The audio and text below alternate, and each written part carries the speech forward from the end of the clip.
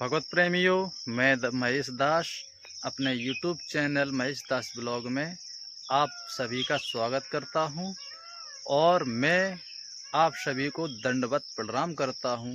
सभी साधु संतों को प्रणाम करता हूं, आपके माता पिता को प्रणाम करता हूं, अपने गुरुदेव को मैं प्रणाम करता हूं। तो भगवत प्रेमियों, आज आपको इस वीडियो में हम बताने वाले हैं, देख सकते हैं अभी तो मेरा ये थोड़ा काम चल रहा है। अभी इसी जगह पे आश्रम बन रहा है और अभी काम चालू है। थोड़ा 2 दिन से बरसात हो गई है तो इस वजह से मैं अभी कुटिया में काम नहीं कर पाया, क्योंकि बारिश से नहीं हो पाता, आप भी जानते हैं। लेकिन आज का जो टॉपिक है ये नहीं है कुटिया वाला काम। आज दूसरा थोड़ा हम ये चाहते हैं कि आप हमारे ब्लॉग में, इस वीडियो में, हमारे चैनल के माध्यम से कुछ ज्ञान भी सीखें, कुछ भगवान की बातें भी सीखें, भगवान का ज्ञान सुनें। देखिए, हम साधु संत सन्यासी हैं, हमने सन्यास लिया है, तो हम ये सोचते हैं कुछ आपको ज्ञान की बातें बताएं जिससे आपको कुछ सीखने को मिले। तो देखिए भगवत प्रेमियों, मैं आपको बताना चाहूँगा कि जैसे अभी मैंने आपसे कहा था कि कुछ भगवान की बातें, कुछ ज्ञान की बातें, ये कैसे प्राप्त होती हैं? गुरु से।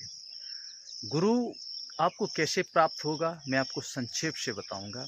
तो देखिए, ऐसा लिखा है कि अज्ञान का जो अंधकार है वो कैसे नष्ट होता है, आप हमें बताइए। मैं आपको बताता हूँ। अज्ञान का जो अंधकार है वो ज्ञान के प्रकाश, जो ज्ञान का दीपक होता है, उसके उजाले से, प्रकाश से ही अज्ञानता का जो अंधकार है वो नष्ट होता है। जैसे आपने देखा हो, कई कमरे में अंधेरा हो, अंधेरा तो उसको आप कैसे उजाला करेंगे उस कमरे में? आप या तो आप मतलब मोमबत्ती जलाते हैं, या लाइट होती तो बल्ब जलाते हैं, है ना। या पहले ज़माने में क्या होता था, लालटेन जलाते थे, यानी कि उजाला हुआ, प्रकाश गायब हो गया। ठीक इसी प्रकार जब आपको ज्ञान प्राप्त होगा तो अज्ञानता का जो अंधकार है आपके हृदय में, आपके मन में, वो नष्ट हो जाएगा।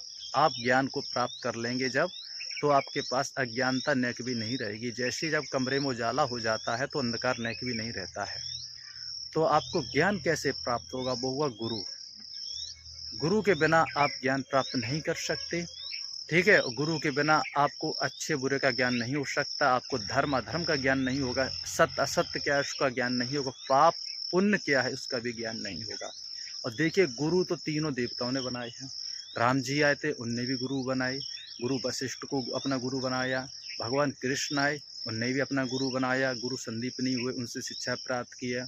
तो ऐसा लिखा भी है कि राम कृष्ण से कौन बड़ा, तीनों भी गुरु कीन, तीन लोक के वेदनी, गुरु आगे आधीन। यानी कि भगवान ने गुरु को श्रेष्ठ बताया, महान बताया कि बिना गुरु के ज्ञान नहीं कोई प्राप्त कर सकता। और भगवान त्रिलोकीनाथ, उन्हें गुरु की क्या आवश्यकता थी? बताओ, आप बताओ, क्या आवश्यकता थी भगवान को? कोई आवश्यकता। लेकिन हमारे आपको दिखाने के लिए, गुरु मर्यादा में रहने के लिए भगवान ने ये सोचा, विधि बनाई कि यदि हम गुरु बनाएंगे तो मनुष्य भी गुरु बनाएंगे। यदि मैं गुरु नहीं बनाऊंगा, लीला ऐसे करूंगा, तो सब ये कहेंगे, अरे भगवान ने गुरु नहीं बनाए तो मुझे क्या आवश्यकता है। इसलिए भगवान ने स्वयं पहले गुरु बनाए, ताकि हम लोग गुरु बनाए, तभी मुक्ति हो सकती है, तभी हमें ज्ञान प्राप्त हो सकता है। इसलिए गुरु की आवश्यकता होती है। तो गुरु बिन काऊ न पाया ज्ञाना, बिना गुरु के कोई ज्ञान को प्राप्त नहीं कर सकता। इसलिए गुरु की आवश्यकता होती है और तभी आपको ज्ञान प्राप्त हो सकता है। इसलिए गुरु बनाइए, बिना गुरु को ज्ञान नहीं है। तो मेरा ये था टॉपिक। तो मैं सोचता हूँ कि अपने ब्लॉग में, अपने वीडियो में आपको कुछ हम ज्ञान की बातें भी बताते रहें। तो ऐसे ही हम आपको हर वीडियो में थोड़ा थोड़ा ज्ञान की बातें देते रहेंगे। तो आज के लिए इतना ही। ये सिर्फ गुरु के ऊपर था कि गुरु बिन काऊ न पाया ज्ञाना। तो गुरु बहुत ज़रूरी है। आप साधु संतों के पास बैठिए, उनसे ज्ञान प्राप्त करिए, भजन सत्संग करिए। ठीक है। और रही बात गुरु की, जब आपको कोई पूर्ण संत मिल जाए, अच्छा गुरु मिल जाए। अच्छा गुरु कौन होता है? तो मैं आपको कुछ गुरु की पहचान बताता हूँ। सच्चा गुरु वो होता है जो किसी प्रकार का धूम्रपान, नशा नहीं करता, मांस मदिरा नहीं सेवन करता, शराब नहीं पीता। ठीक है, कोई किसी प्रकार का मतलब नशा नहीं करता, वो सच्चा गुरु है। और दूसरी पहचान ये होती है गुरु की कि परमात्मा, जो पूर्ण ब्रह्म का जो भक्त होता है, पूर्ण गुरु जो होता है, वो क्या करता है, शास्त्रों को से अध्ययन होता है। हमारे जो शास्त्र हैं, महापुराण हैं, ठीक है, और 4 वेद हैं, 6 शास्त्र जो भी हैं, 18 पुराण, उनका अध्ययन होता है। और यानी कि उन्हें गुरु को पूरे हमारे शास्त्रों का ज्ञान होता है, जिसे ज्ञान होता है वही पूर्ण गुरु होता है। तो मैंने आपको ये बताया गुरु की पहचान, ठीक है, और आपको वो ब्रह्म ज्ञान प्राप्त कराएगा, ठीक है। तो इसलिए आप ऐसा गुरु ढूंढिए जो नशा ना करता हो, भगवान का ज्ञान हो, अपने शास्त्रों का अध्ययन किया हो, शास्त्रों का ज्ञान हो। ऐसा संत यदि आपको मिल जाए, आप संत की जात पात न देखिए। लिखा है, कहा है कवियों ने कि जात न पूछो साधु की, पूछ लीजिए ज्ञान, मोल करो तलवार का, पड़ी रहने दो मयान।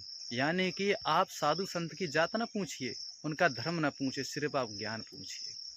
और आपको सिर्फ ज्ञान से मतलब है, आप ज्ञान पूछिए। जब आपको लगे कि ये पूर्ण गुरु हैं, इनको शास्त्रों का ज्ञान है, हमारे देवताओं के बारे में इनको अच्छे से ज्ञान है, तो आप उन्हें गुरु बना सकते हैं, क्योंकि बिना गुरु के ज्ञान नहीं है। तो भगवत प्रेमियों, हम आपको ऐसे ही अपने वीडियो में थोड़ा थोड़ा ज्ञान आप तक पहुंचाते रहेंगे। तो आज के लिए इतना ही। जय श्री कृष्ण।